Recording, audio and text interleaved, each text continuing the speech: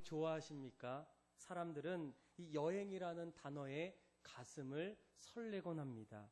사람들은 왜 때가 되면 여행을 떠나고 싶어 하겠습니까? 이 돈과 시간을 들여서까지 여행을 가는 이유가 도대체 무엇이겠습니까? 아마 이 여행은 아주 먼 옛날에는 이 집을 떠나서 생존을 위한 이 본능적인 행위였습니다. 그래서 현재 살고 있는 것보다도 더 좋은 것을 찾게 되면 사람들은 여행을 통해서 이사하게 되고 또 다른 곳에 주거하는 일들이 일어났습니다. 그런데 오늘날의 여행은 조금 달라집니다. 오늘날의 여행은 이 미지의 세계에 대한 호기심, 또 모험심을 얻을 수 있습니다. 또 이국에 대한 어떤 자연 문화에 대한 지적인 욕구가 점점 해결되면서 사람들은 주로 여행을 하게 됩니다. 그런데 이런 어떤 부분에 대해서 이 심리학자들은 이렇게 설명합니다. 여행에는 우리 마음에 있는 긴장감과 어떤 해방감이라는 이 상반된 감각이 동시에 고양되기 때문에 사람들이 여행을 좋아한다는 겁니다. 쉽게 얘기하면 우리가 여행을 하게 되면 처음 밟는 토지에 느끼는 불안감도 있습니다. 그러나 그런 환경에 대응해서 점차적으로 마음이 또 다른 상태로 바뀌면서 일상의 번거로움으로부터 벗어나 마음의 해방감을 얻게 될 때 사람들은 기쁘고 즐겁고 또 한 번의 여행을 꿈꾼다는 겁니다. 그래서 여러분 올해도 아마 여러분들 가운데는 올 여름에 또 시간이 될 때에 여행을 가야 되는데 어디를 가야 될까? 여러분들은 이번 휴가 때 어디를 가고자 하십니까? 그런데 우리가 이 여행을 갈 때에 여러분들에게 한 가지 추천하고 또 도전하기를 원하는 여행이 있습니다. 바로 이 선교 여행, 또 전도 여행입니다. 이 선교 전도 여행은 우리가 지금까지 느꼈던 어떤 이 긴장감, 해방감을 뛰어넘어서 우리의 삶에 더 큰 어떤 유익을 주는 여행이 바로 선교 여행이고 전도 여행이라는 겁니다. 여러분 우리가 정말로 이 전도 선교 여행을 떠나면 우리에게 주어지는 어떤 유익이 있다면 무엇이겠습니까? 오늘 우리가 읽었던 말씀을 보게 되면 예수님께서 70명의 제자를 세우셔서 그들에게 각 지역으로 보내는 선교 여행을 보내게 됩니다. 그런데 그들이 선교 여행을 다 마치고 돌아왔을 때 그들이 얻었던 유익, 또 그들의 어떤 반응은 어땠을까요? 아마 오늘 본문을 읽었던 17절부터 19절까지 말씀을 보게 되면 그들의 첫 번째 반응을 이렇게 소개합니다. 우리 한번 17절에서 19절까지 말씀 같이 한번 확인해 보도록 하겠습니다. 읽겠습니다. 70인이 기뻐하며 돌아와 이르되 주여 주의 이름이면 귀신들도 우리에게 항복하더이다. 예수께서 이르시되 사단이 하늘로부터 번개같이 떨어지는 것을 내가 보았노라. 내가 너희에게 뱀과 정갈을 밟으며 원수의 모든 능력을 제어할 권능을 주었으니 너희를 해칠 자가 결코 없으리라. 아멘. 여러분 제자들은 선교 여행을 갔다 오고 난 이후에 예수님 앞에서 이렇게 얘기합니다. 예수님, 우리가 전도를 하니까 선교하니까 그곳에 있었던 사람들이 복음을 받아들였습니다. 너무나 기쁩니다. 또 어떤 제자는 예수님, 우리가 전도하니까 귀신들이 벌벌 떨면서 도망갔습니다. 전도하러 갔는데 병자가 치유받고 새 생명을 얻는 일들이 우리의 여행 속에 일어났습니다. 아마 제자들의 어떤 보고에는 기쁨이 있었고 값진 어떤 보람이 있었고 또 그 안에서 어떤 다음을 기약하는 어떤 미래에 대한 어떤 소망들이 담겨 있습니다.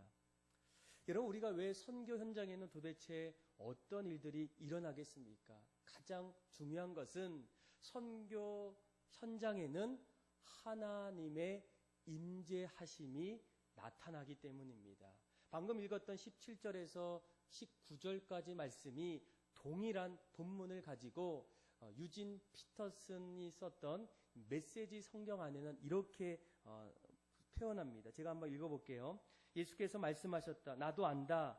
사단이 하늘에서 번갯불처럼 떨어지는 것은 내가 보았다.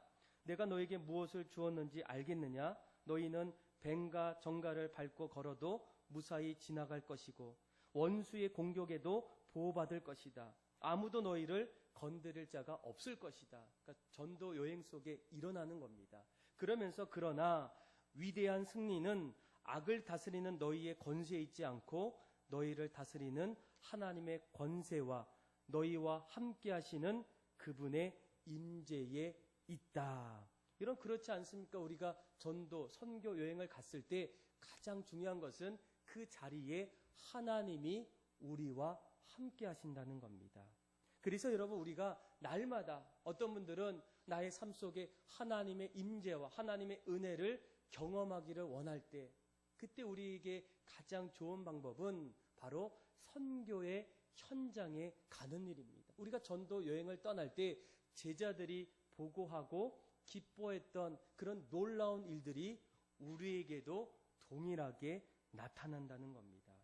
여러분 왜 우리가 그런 자리에서 하나님의 임재를 경험하겠습니까? 예수님께서는 이 땅에서 마지막 자리에 하늘로 올라가실 때에 제자들에게 약속해 주셨습니다. 너희는 가서 모든 민족으로 제자를 삼을 때, 복음을 증거할 때, 선교지에 갔을 때 그 자리에 내가 너희와 함께 있으리라. 예수님의 말씀이었고 우리를 향한 하나님과의 약속이었습니다. 우리가 만약 그 자리에서 주님의 복음을 위해서 각자의 자리에서 하나님의 사랑을 증거하고 함께 나눌 때에 내가 너희와 함께 있는 하나님의 임재를 경험하게 된다는 겁니다. 그래서 제자들은 이런 일들을 통해서 어떻게 반응하게 됩니까? 너무나 신나서 즐거워서 감사해서 예수님 앞에서 신나는 모습으로 보고했던 것을 보게 된다는 겁니다. 그런데 이런 어떤 하나님의 임재가 그런 은혜가 한 가지만 있겠습니까? 아니라는 거예요. 이런 어떤 흥분된 어떤 선교 보고 속에서 예수님은 또 다른 영적인 유익을 주게 됩니다. 그것이 바로 20절의 말씀이에요. 우리 같이 한번 읽어보겠습니다. 시작.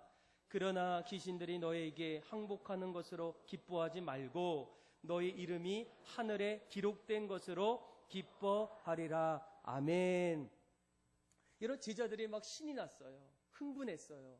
귀신들이 떠나가고 사람들이 병이 고쳐지고 놀라운 기적적인 일들이 일어나고 흥분된 상태에서 예수님께서 그것으로 인해서 기뻐하지 말라. 나에게는 너에게 줄 수 있는 더 큰 기쁨이 있다는 거예요. 그것이 뭡니까? 너가 밟고 있는 그 모든 행보들이 하늘나라에 기록되었다는 거예요. 너의 아름다운 인생이 지금 하늘나라에 하나님께서 보고 계시다는 거예요. 그리고 그 보고 계신 하나님께서 얼마나 너희를 통해서 즐거워하시고 기뻐하시고 좋아하는 일들이 하늘나라에서 일어난다는 겁니다. 여러분 이런 어떤 은혜가 어디에 있게 됩니까? 우리가 선교 여행을 출발할 때 하나님의 이름으로 각자의 자리에서 선교의 현장에서 그 길을 떠났을 때 그런 일들이 우리에게 일어난다는 거예요. 그래서 여러분 어떤 분들은 선교를 이렇게 얘기해요. 선교는 나의 헌신이 아닙니까? 나의 희생이 아닙니까? 물론 어떤 그런 부분은 맞을 수도 있어요. 그런데 이 선교의 은혜와 축복을 알게 되면 더 이상 선교 여행은 나의 헌신이 아니라 하나님이 나에게 주시는 축복이고 은혜이고 하나님의 영광이라는 겁니다. 그래서 놀라운 것은 선교 여행을 떠났던 사람들의 공통적인 특징 한 가지는 갔던 분들은 그 여행이 마지막 여행이 아니라는 거예요. 한번 갔던 분들은 다음을 기약하고 내년을 또 바라보고 준비하면서 매년마다 그렇게 다시 찾아가는 어떤 은혜가 있다는 거예요. 왜 그런 일들이 일어나겠습니까? 선교에는 우리를 향한 하나님의 사랑과 축복이 있기 때문이에요. 우리 옆에 계신 분들에게 한번 이렇게 축복했으면 좋겠어요. 선교 여행은 축복이고 은혜입니다. 한번 이렇게 한번 인사하겠습니다. 시작. 여행은 아멘. 저는 언젠가부터 우리 교회 안에 두 종류의 사람으로 나눴으면 좋겠어요. 올해 선교 여행을 떠나는 사람과 아직 가지 않았지만 내년부터 그 이후로부터 가야 될 그런 사람들로 이렇게 나눠졌으면 좋겠어요. 그래서 모두가 여러분 여름이면 또 기회가 될 때마다 날마다 주님의 영광과 하나님이 우리에게 주시는 어떤 은혜와 축복을 위해서 우리의 삶을 그렇게 드릴 수 있는 그런 믿음의 성도들이 다 되기를 주님의 이름으로 축복합니다. 그렇다면 우리가 이제 올해 7월 다음 주부터죠. 다음 주부터 이 8월 2달 동안 또 국내 두 교회를 또 우리가 1일 이렇게 가게 되고 또 태국도 우리가 가게 되는데 우리가 선교 여행을 떠나게 되고 언젠가 가야 될 때 우리에게 필요한 어떤 일들이 무엇일까? 내가 무엇으로 준비해야 될까? 오늘 말씀 속에 그런 어떤 준비돼야 될 그런 어떤 일들이 나타나 있습니다. 우리 한번 3절, 4절의 말씀을 같이 한번 읽어보겠습니다. 시작. 갈지어다 내가 너희를 보냄이 어린 양을 이리 가운데로 보낸가 같도다. 전대나 배낭이나 신발을 가지지 말며 길에서 아무에게도 무난하지 말며. 아멘. 여러분들은 요즘 여행을 떠날 때에 가장 빠지지 않는 것이 바로 여행 필수품이에요. 다른 어떤 것은 몰라도 이 필수품만큼은 여행 속에 필요합니다. 그래서 과거에는 의약품, 카메라, 비상금, 여벌옷, 또 뭐가 있죠? 순창, 고추장. 네. 이런 여러 가지가 꼭 필요해요. 그런데 오늘날 좀 바뀌었는데 그 중에서 가장 중요한 것이 바로 이 스마트폰이라고 합니다. 스마트폰 안에 여러 가지 여행 정보도 있고 나의 위치도 있고 가야 될 곳도 있고 또 응급 처치를 위한 어떤 방법도 있고 결제할 수 있는 어떤 수단도 되고 또 사진도 찍을 수 있고 그런 것들이 있어요. 그래서 여러분 여행 속에는 반드시 필수품을 준비해야 됩니다. 그런데 오늘 말씀을 보게 되면 예수님께서 제자들을 3절 말씀에 보게 되면 너희 어린 양을 이리 가운데 보내는 너무나 위험한 어떤 여행을 보내게 돼요. 그렇다면 그것만큼 준비되어져야 될 어떤 일들이 필요하다는 겁니다. 그러니까 여행 필수품은 당연한 거고 혹시나 하는 것들까지도 준비해야 된다는 거예요. 그런데 4절을 읽어보니까 오히려 예수님의 말씀 속에는 우리가 이해할 수 없는 의아한 어떤 내용들이 담겨 있어요. 전대나 배낭이나 신발을 어떻게 하라고요? 가지지 말라는 거예요. 어쩌면 이 전도 여행 속에는 가장 어쩌면 필요한 것이 바로 무엇이겠습니까? 이 전대, 또 가방, 또 어떤 신발이에요. 여러분 전대가 무엇입니까? 우리가 주로 보통 쉽게 얘기하면 여행할 때 이렇게 허리에 차고 다니는 어떤 그런 약간 작은 가방이에요. 그 안에는 머니도 있고 또 의약품도 있고 어떤 중요한 나에게 지금 막 필요한 어떤 것들을 담을 수 있어요. 그런데 그것이 준비하지 말라는 거예요. 여러분 배낭은 무엇이겠습니까? 거기에는 지금은 어딜 가든 먹을 데가 있지만 그 당시에는 먹을 데가 별로 없어요. 그래서 내가 어떤 양식을 담을 수도 있고 또 비상시에 필요한 어떤 여러 가지 물품들을 배낭에 담게 돼요. 그런데 예수님이 필요 없다는 거예요. 또 신발도 마찬가지입니다. 지금은 포장 도로이기 때문에 괜찮은데 요즘에 냄새나도 계속 신고 다니는데 그 당시에는 비가 오거나 비포장 도로이기 때문에 하루가 다르게 이렇게 바꿀 수 있는 어떤 신발이 필요하다는 거예요. 그런데 그런 가운데서도 예수님께서 필요 없다라는 겁니다. 도대체 예수님의 의도가 여러분 무엇이겠습니까? 거기에는 지금 우리가 선교 여행을 떠날 때에 가장 중요한 것이 무엇인지를 알려주고 있다는 겁니다. 그것이 무엇입니까? 전도 여행 속에 가장 중요한 것은 내가 하나님을 의지하고 있는 겁니다. 아마 우리가 어떤 일들을 할 때마다 늘 인간적인 어떤 준비를 많이 하게 돼요. 그러다 보게 되면 무엇보다도 선교 여행 속에 우리가 가장 먼저 붙잡아야 될 그 선교의 주체가 되시는 그 하나님 앞에 하나님을 의지하지 않는 그런 어떤 일들이 나타나게 돼요. 여러분, 우리가 선교 여행을 출발할 때 이번에 뭐 태국도 가게 되고 또 양주와 파주도 가게 될 때 이런 무엇보다 중요한 것은 기도입니다. 함께 모여서 그 지역, 그 정보를 위해서 하나님께서 함께 일하실 일들을 우리가 간절히 모여서 기도하는 거예요. 또 내 자신을 하나님의 말씀 앞에 바로 세우는 일입니다. 아마 전도 여행을 출발하는 제자들 앞에서 하나님이 예수님께서 이런 이야기를 하셨던 이유는 무엇이겠습니까? 얘들아, 선교 여행의 가장 중요한 것은 무엇보다도 하나님을 의지하는 일이란다.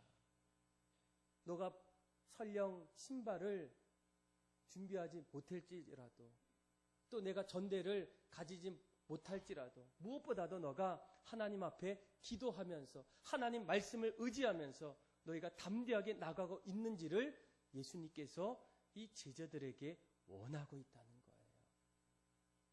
여러분들은 어떻습니까? 이제 얼마 안 있으면 선교 여행을 가게 돼요. 전도 여행을 출발합니다.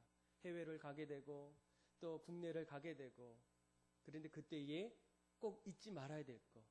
그래, 준비하는 거, 인간적인 어떤 준비도 중요하지만 무엇보다도 이 선교 여행의 주체가 되시는 그 하나님 앞에 내가 얼마나 주님을 신뢰하고 의지하고 있는지, 이것을 돌아봄을 통해서 우리의 선교 여행이 축복이 되고 은혜가 되고 하나님의 임재를 경험할 수 있는 그런 여행이 다 되기를 주님의 이름으로 축복합니다. 두 번째로 또 제자들에게 우리가 정말로 준비해야 될 것이 무엇일까? 우리 한번 5절에서 6절의 말씀 우리 같이 한번 읽어보겠습니다. 시작. 어느 집에 들어가든지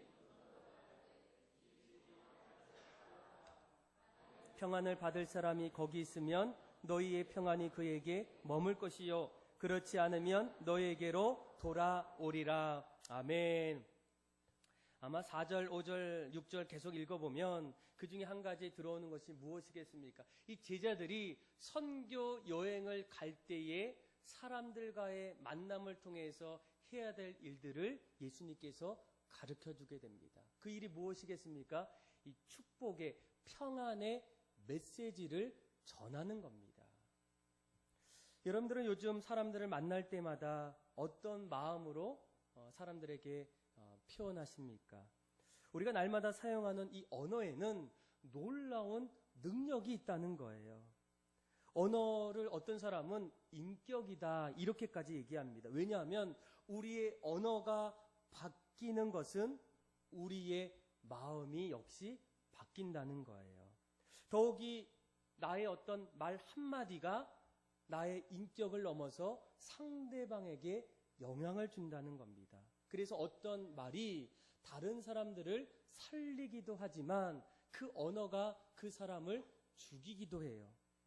그래서 여러분, 어떤 이야기를 듣게 되면 내 마음이 실망할 때도 있고 또 화가 날 때도 있고 또 더 이상 의욕을 상실할 때도 있지만 어떤 사람들의 이야기 한마디에 내가 용기가 나고 소망이 생기고 다시 한번 해볼까 하는 어떤 담대함이 그 언어 속에 이뤘다는 거예요.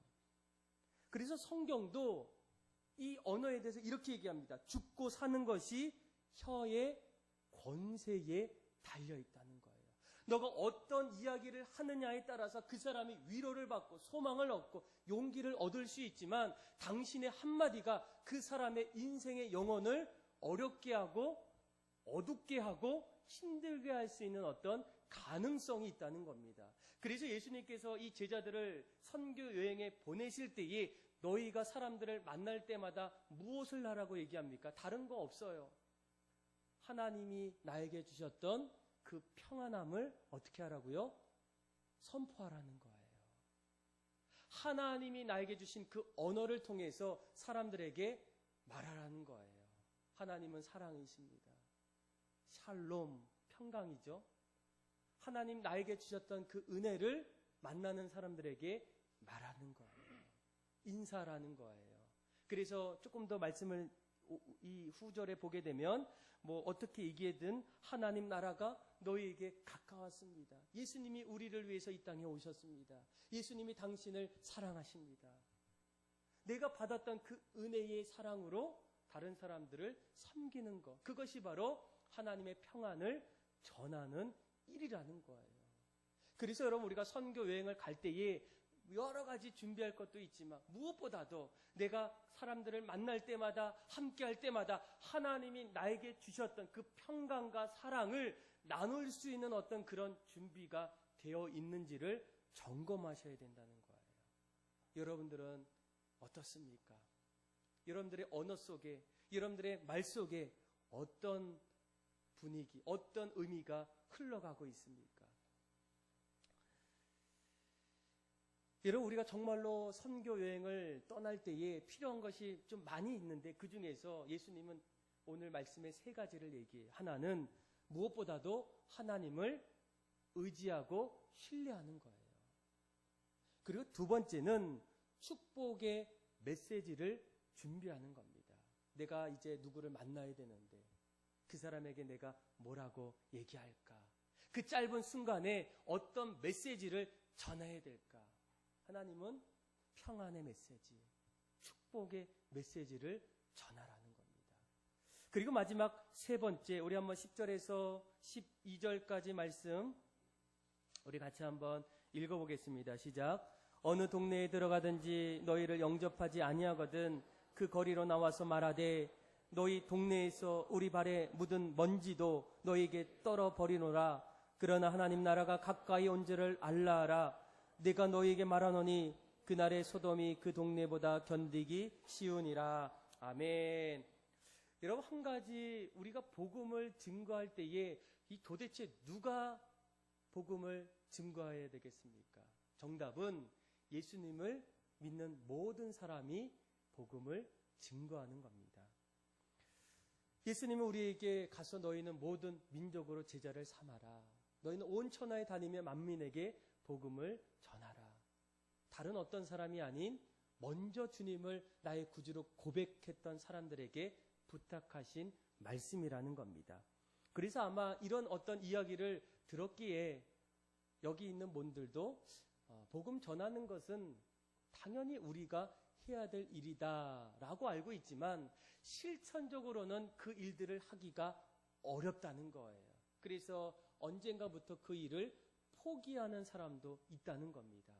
여러분, 왜 그것을 포기할까? 많은 분들이 이렇게 얘기해요. 제가 전도를 해봤는데요, 제가 한번 복음을 증거했는데요, 그때마다 상대방이 복음을 받아들이고 기뻐했기보다도 오히려 전할 때마다 나에게 오는 것은 거절감 아니면 박해, 어떤 조롱, 어떤 일들이 나타났습니다. 그래서 어쩌면 나의 어떤 부족함을 말할 때가 많다는 거예요. 그런데 여러분, 우리가 지금까지 있었던 성경 안에 나타났던 그 다음에 믿음의 성도들의 삶을 보게 되면 지금까지 수많은 사람들은 복음을 증거할 때에 반드시 오게 되는 어떤 복음의 조롱, 배척, 이런 어떤 어려움이 반드시 있었다는 거예요. 사도 바울도 복음을 증거하다가 매에 맞은 적도 있고 돌에 맞은 적도 있고 심지어는 복음으로 인해서 감옥에 갇혔던 일들이 있었다는 거예요. 그 누구도 예외는 없다는 겁니다. 그런데 이런 어떤 일들보다도 우리 안에는 어떤 마음이 있습니까? 내가 복음을 전할 때에 반드시 전도의 결과나 열매를 만들어야 된다는 어떤 생각들이 내 안에 있다라는 거예요. 그런데 이 일들은 우리의 어떤 영역이 아니라는 겁니다. 여러분, 우리는 어떤 존재입니까? 복음을 받아들이면서 단지 복음을 전할 뿐이에요. 그래서 이 전도는 인간이 하는 것이지만 이 전도의 주권은 내가 아닌 하나님이 갖고 계신다는 거예요. 때가 될 때 어느 순간에 시기가 찾아오면 하나님은 그때의 그 사람의 영혼을 구원하신다는 겁니다. 그래서 어떤 분이 이렇게 얘기하더라고요. 나는 봉사하고 하나님은 일하신다. 그러니까 나는 하나님으로부터 은혜 받고 구원받아서 이제는 하나님을 위해서 봉사할 때 그때 어느 순간에 하나님께서 나를 통해서 일하신다는 거예요. 이것을 여러분 우리가 깨달아야 합니다. 그래서 사도 바울도 뭐라고 얘기합니까? 나는 물을 주었고 아볼로는 심었으되 자라게 하시는 이는 누구라고요? 하나님이라는 거예요. 내가 열심히 물을 줬어요. 내가 열심히 심었는데 그것을 자라게 하시는 이는 더 이상 나의 영역이 아니라는 거예요. 하나님이 시작하실 때, 하나님이 일하실 때, 그때 열매의 은혜가 시작된다는 겁니다. 그때 우리에게서는 어떤 열매의 결과에 대해서 자유로울 수가 있어요. 그래서 오늘 본문을 읽어보면 뭐가 있습니까? 우리에게는 계속 전하라는 거예요. 축복의 메시지를 나누라는 거예요. 그래서 세 번째가 무엇이겠습니까? 바로 전도 복음에는 하나님의 주권을 기억하는 거예요. 내가 아무리 열심히 해도 그 영혼을 살릴 수 있는 그 시점은 내가 아닌 하나님께서 일하신다는 겁니다. 그러면 우리에게는 어떤 일이 일어나요? 단지 평안을 전하기만 하면 된다는 거예요. 그럴 때에 뭐 여러 가지 은혜도 있고 또 내가 그렇게 전할 때에 응답도 받게 되고 열매도 나타나고 좋은 일도 일어나지만 그 무엇보다도 전도의 어떤 열매는 내가 아닌 하나님이 하신다는 하나님의 주권을 여러분들이 깨달으셔야 돼요. 그래야 여러분들의 가정도 희망이 있습니다. 아직 믿지 않는 우리 남편, 믿지 않는 우리 어머니, 아버지, 또 우리 직장의 동료들, 내가 아무리 열심히 해도 내가 할 수 없다는 거예요. 그러나 우리는 전하고 달려가고 선포하는 겁니다. 어떤 사람들이 늘 질문해요. 여러분, 이 선교 여행에 정말로 우리에게 유익이 있습니까? 어떤 이익이 있습니까? 그래서 그동안 한국교회 안에서 수많은 교회 안에서 이 선교 여행을 엄청 많이 갔어요. 지금도 가고 있어요. 그래서 이런 어떤 선교 여행을 가지고 석학들이 연구합니다. 정말로 이 선교 여행, 전도 여행이 정말로 어떤 유익을 주는가. 그런데 세계적인 선교 역사였던 앤드류 윌스 교수는 지금 이 선교 여행과 전도 여행에 대해서 이렇게 얘기를 합니다. 전도 선교 여행에 대한 전문가들의 일치된 의견은 단기 선교 프로그램은 복음 전파의 효과 면에서는 그다지 큰 성공을 이루지 못합니다. 그러면서도 전혀 쓸모없는 것이 아니라는 거예요. 그러면서 그가 더 크게 얘기했던 것은 선교 여행을 가는 가장 큰 어떤 유익은 바로 함께 참가하는 사람들의 신앙의 유익 때문입니다. 오히려 선교지에서 그 유익을 받게 될 사람들보다는 선교 여행을 떠났던 사람들에게 이런 더 큰 축복과 은혜가 일어난다는 거예요. 이런 보고가 있다는 겁니다. 여러분, 우리가 선교 대회, 지난 6월 달에 선교 대회 기간 동안 두 번째 날에 영상 하나를 봤어요. 그렇죠? 필리핀의 슈바이처 박사라고 불리는 이 박누가 선교사님의 삶을 그렸던 다큐멘터리 영화입니다. 그런데 그분이 어느 날 이제 은혜 받고 의사 선생님이신데 30년 동안 이 필리핀에서 오직 구석구석을 평생을 누비면서 사람들에게 또 진찰해주고 또 복음을 증거하는 일을 또 하게 돼요. 그래서 이제 아마 인간 극장에서도 한번 방영되었고 또 기독교 또 단체에서 또 그의 삶을 이렇게 조명하는 그런 어떤 모습을 우리가 보았어요. 그런데 그 모습 속에 그분이 이런 어떤 이야기를 하시더라고요. 하루는 내 인생의 어떤 가장 중요한 질문을 받았어요. 그러니까 평생 30년 이상 선교지에서 선교 여행가로 또 선교사로 그 일을 했는데, 그런데 그분이 이제 암에 걸려서 지금은 이제 투병 중에 있는데 그분이 이런 질문을 받았어요.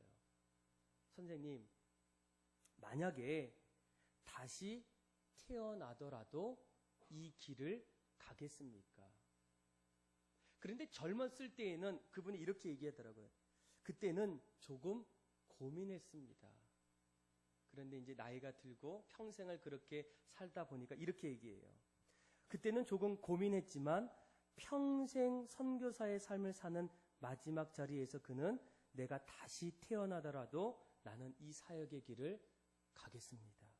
내가 내일 죽더라도 똑같이 오늘을 그냥 열심히 똑같이 이 길을 걷겠습니다.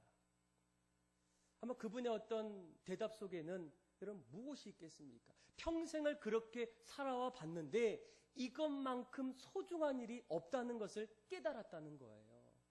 주님께서 그 선교지 여행 속에 나에게 주셨던 하나님의 은혜가 너무나 커서 더 이상 이것만큼 내 인생에 가장 가치 있는 일이 없다라는 것을 알았던 겁니다. 그래서 내가 다시 태어나더라도 나는 똑같이 이 길을 걷겠다는 거예요. 이것이 바로 선교 여행을 떠날 때에 하나님이 우리에게 주시는 은혜이고 축복이라는 겁니다.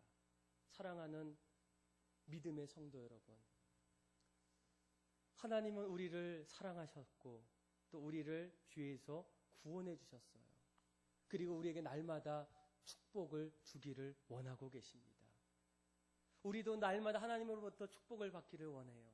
그런데 그 축복 속에 정말로 우리가 받아야 될 축복, 평생 잊지 못할 영적인 축복과 유익이 있다면 여러분 그것이 무엇이겠습니까? 오늘 제자들의 통해서 우리에게 주셨던 선교 여행, 우리가 멀리 갈 수도 있지만 내가 있는 그 자리가 선교지가 될 수 있어요. 그런 마음으로 내가 살 때에 하나님이 나에게 어떻게 다가오시겠습니까? 그 자리에 하나님의 인재를 경험하게 된다는 거예요. 하나님의 살아계시고 하나님께서 역사하시고 하나님의 일하심을 우리 눈으로 보게 되고 더 나아가서는 그것으로 좋아하지 말고 오히려 너의 그 행보와 너의 일들이 하늘 나라에 기록된 것으로 오히려 더 기뻐하라는 겁니다. 저는 여러분들 모두가 이 말씀을 마음에 붙잡기를 원해요. 그리고 이렇게 살기를 간절히 원합니다. 그래서 올해 우리가 다음 주부터 선교 여행을 떠날 때에 함께 우리가 합심해서 또 준비하고 또 올해 가지 못하는 분들은 이제 내년도를 마음에 두고 하나님 평생 우리가 각자의 자리에서 복음을 나눠주고 선교사가 되어서 하나님의 놀라운 임재를 경험하고 그 안에서 하늘나라에 기록되는 놀라운 축복이 여러분들의 삶과 여러분들의 인생 속에 날마다 나타나는 은혜가 있기를 주님의 이름으로 축복합니다. 기도하겠습니다. 하나님 감사합니다.